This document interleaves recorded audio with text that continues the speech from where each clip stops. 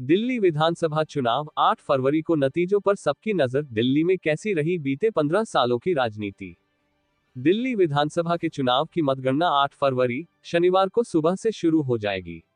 यहां 5 फरवरी को एक चरण में मतदान संपन्न हुआ था। ज्यादातर एग्जिट पोल में बीजेपी को भारी बहुमत मिलने का अनुमान लगाया गया है, जबकि सत्तारूढ़ आम आदमी पार्टी को दूसरी सबसे बड़ी पार्टी होने का अनुमान लगाया है। दिल्ली में मतदान प्रतिशत में इस बार कमी आई है। साल 2013 में मतदान 66% था, 2015 में 67% और 2020 में 63%, जबकि इस बार 60.4% रहा। दिल्ली की 70 विधानसभा सीटों में से 12 आरक्षित हैं और बाकी 58 जनरल सीटें हैं। दिल्ली में कुल 1.55 करोड़ मतदाता हैं। इनमें से 83.49 लाख पुरुष और 71.74 लाख महिला वोटर हैं। दिल्ली में पहली बार वोट करने वाले मतदाताओं की संख्या 2 लाख है। वहीं राजधानी में 13,000 से अधिक पोलिंग बूथ हैं। लोकसभा चुनाव में जहां कांग्रेस और आम आदमी पार्टी ने साथ मिलकर चुनाव लड़ा था, वहीं अब वो एक दूसरे के सामने हैं और एग्जिट पोल के अनुमानों में इस बार कांग्रेस का खाता खुलने की बात कही गई है। चुनाव से ठीक पहले आतिशी को दिल्ली का मुख्यमंत्री बनाया गया था और केजरीवाल अपने ऊपर लगे भ्रष्टाचार के आरोपों को गलत साबित करने के लिए जनता के बीच गए। एग्जिट पोल में किसके आने का अनुमान। बुधवार को मतदान खत्म होने के बाद जो एग्जिट पोल जारी किए गए थे, लगभग सभी में बीजेपी को आम आदमी पार्टी पर भारी बढ़त दिखाई गई थी।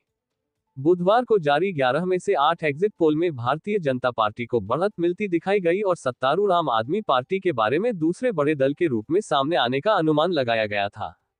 इसके बाद गुरुवार को भी 2 एजेंसियों ने एग्जिट पोल के अनुमान जारी किए। उसमें भी बीजेपी को भारी बढ़त मिलने का अनुमान लगाया गया।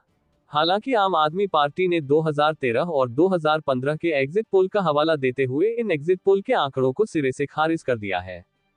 शुक्रवार को आम आदमी पार्टी की ओर से कहा गया कि उसे कम से कम 50 सीटें मिलने की उम्मीद है। एग्जिट पोल के अनुमानों पर बीजेपी ने कहा है कि 8 फरवरी को उसकी सरकार आ रही है। अगर ऐसा होता है तो 2.5 दशक बाद बीजेपी को दिल्ली की सत्ता नसीब होगी। दिल्ली में किसके बीच में मुख्य मुकाबला है।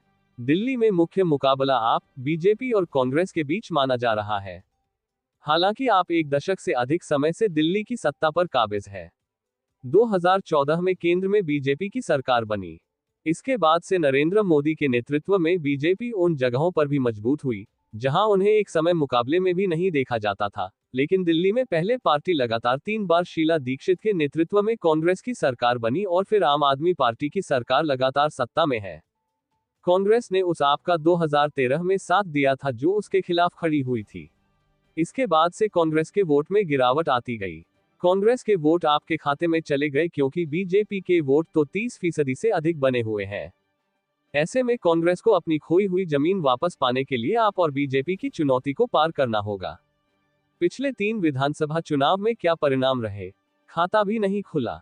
लोकसभा चुनाव में क्या हुआ। 2014, 2019 और 2024 तीनों लोकसभा चुनाव में दिल्ली की 7 लोकसभा सीटें बीजेपी के खाते में गई। हालांकि बीजेपी के खिलाफ एकजुट हुए विपक्षी गठबंधन इंडिया में शामिल कांग्रेस और आप 2024 के लोकसभा चुनाव में साथ मिलकर लड़े, लेकिन फिर भी बीजेपी ने 7 सीट जीत ली। 2013 के विधानसभा चुनाव के बाद सरकार बनाने के लिए आपका साथ देने वाली कांग्रेस फिर उसके साथ 2024 के लोकसभा चुनाव में तो आए, लेकिन कुछ ही महीने बाद केजरीवाल ने साफ कर दिया कि हम दिल्ली विधानसभा चुनाव में अकेले चुनावी मैदान में उतरेंगे। फिर क्या था, कांग्रेस और आप ने एक दूसरे के खिलाफ उम्मीदवार उतार दिए। किन सीटों पर रहेगी नजर। पूर्व मुख्यमंत्री शीला दीक्षित के बेटे संदीप दीक्षित को नई दिल्ली सीट से कांग्रेस ने चुनावी मैदान में उतारा है। यहां से आपकी ओर से पूर्व मुख्यमंत्री अरविंद केजरीवाल चुनाव लड़ रहे हैं। केजरीवाल ने 2013 में इस सीट से शीला दीक्षित को चुनाव में हराया था और तब से वो इस सीट से लगातार विधायक है। वहीं दिल्ली की कमान संभाल रही आतिशी के खिलाफ कालकाजी से बीजेपी ने पूर्व सांसद रमेश बिधूड़ी को उम्मीदवार बनाया है। इसके अलावा कांग्रेस ने अपनी महिला इकाई की अध्यक्ष अलका लांबा को उम्मीदवार बनाया है।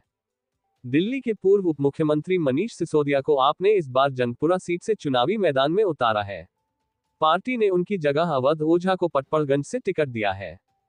इस बार का दिल्ली का चुनाव अलग कैसे है। आपके राष्ट्रीय संयोजक अरविंद केजरीवाल ने सितंबर में इस्तीफा देने का ऐलान करने हुए कहा कि जब तक जनता उनको इस पद पर बैठने के लिए नहीं कहेगी, तब तक वो फिर से मुख्यमंत्री की कुर्सी पर नहीं बैठेंगे। आपने आतिशी को दिल्ली का नया मुख्यमंत्री चुना, लेकिन इस चुनाव में अभी तक पार्टी ने ये नहीं साफ किया कि चुनाव जीतने पर अगला सीएम कौन होगा। दिल्ली शराब नीति में हुए कथित घोटाले में अरविंद केजरीवाल और मनीष सिसोदिया जेल गए। दोनों नेता और आप कहती रही है कि बीजेपी के नेतृत्व वाली केंद्र सरकार जांच एजेंसियों का दुरुपयोग कर रही है। आपने कहा कि जनता उनका साथ देगी। हालांकि लोकसभा चुनाव में तो लोगों ने बीजेपी का साथ दिया, लेकिन अब विधानसभा चुनाव में देखना होगा कि लोग किसका साथ देते हैं। ब्रेकिंग न्यूज सबसे पहले देखने के लिए सब्सक्राइब करें।